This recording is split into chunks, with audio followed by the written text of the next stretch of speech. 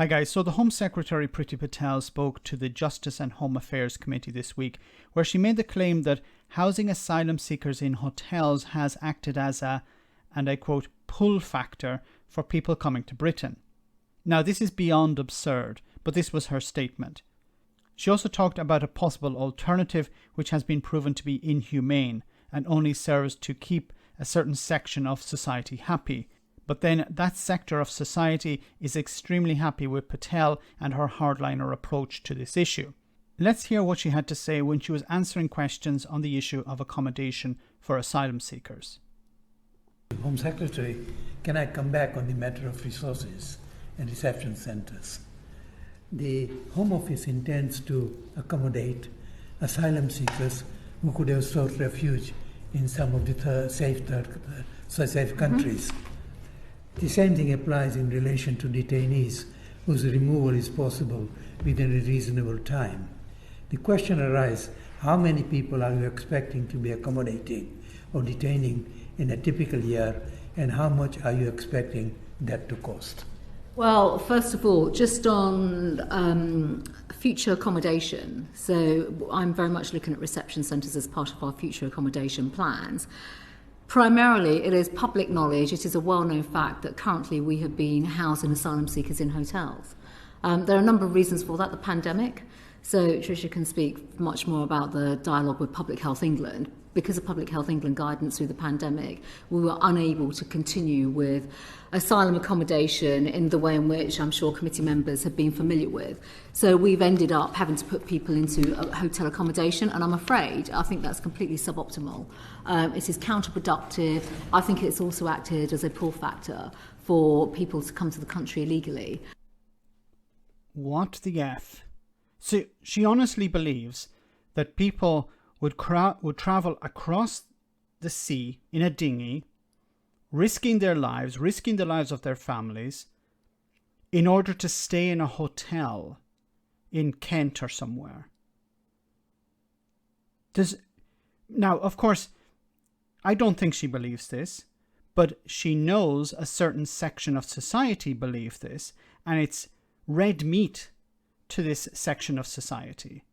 The people who voted to end freedom of movement, for example.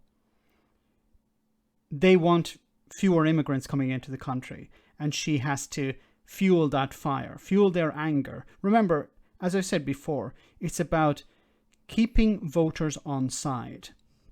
There is a huge fear within the Conservative Party that if they ease immigration restrictions, many voters who supported them back in 2019 will flip to UKIP or some other party or whatever Nigel Farage comes up with next. So they have to keep these people angry, and they have to appear tough with these people as well. So the idea that, yes, it's some sort of pull factor putting people up in hotels is absolutely absurd. Once again, these people are crossing the sea, risking their lives. They're not doing this in order to stay in some flipping hotel. Thinking that they're going to end up in hotels. So the point about reception centres is that we, through the new plan for immigration, will fundamentally change the way in which we accommodate people, and also provide the right kind of accommodation with the right kind of needs for people, so that people do not also end up becoming destitute, so that they are fully housed, they are taken care of, they're given the medical support, they're given the welfare support, all under one roof. Why do you have to do it all under one roof? Why can't you house people in the community? Now, if these people are going to integrate, wouldn't it be a head start for them to be housed in the community? Of course, some people will not have their asylum claim accepted. If some of them will be rejected and they will be deported in the normal way. But wouldn't it be more humane for these people to be integrated into the community, where they could start some form of life, instead of staying in some sort of reception centre, where they have no interaction with the community, no interaction with the, other people in the country? They're locked away in a sense. But of course, once again, this is in order to keep a certain section of the voting community happy. And then importantly with that, we can process their claims in one place so that they themselves can see how their claims are being processed in a way in which they can't right now. And we know for a fact through our reporting centres, and our reporting centres were not able to function during the pandemic because we were locked up because of lockdown and all those kinds of things.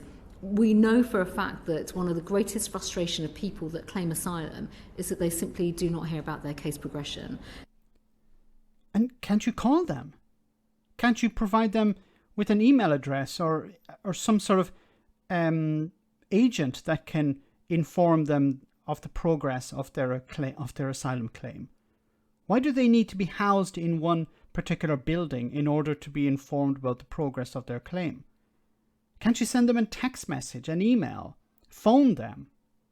You know, most people have telephones today, mobile phones, and it would actually be much cheaper, I think, just to inform some of these people of their claim. Look, your claim has started. Send them a text message. We're going to inform you if there's an update. We're going to call you. Please be available to take a call.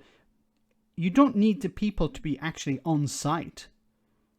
You can even call them into an agency and say, look, you have an appointment at this time. Come in and we're going to discuss the progress of your claim. It's not necessary to keep them on site to do this. So we want to be able to run all these services and have an end-to-end approach to the asylum case handling and how asylum seekers are treated so that they're in one place and their needs are met. Now, you've asked about numbers.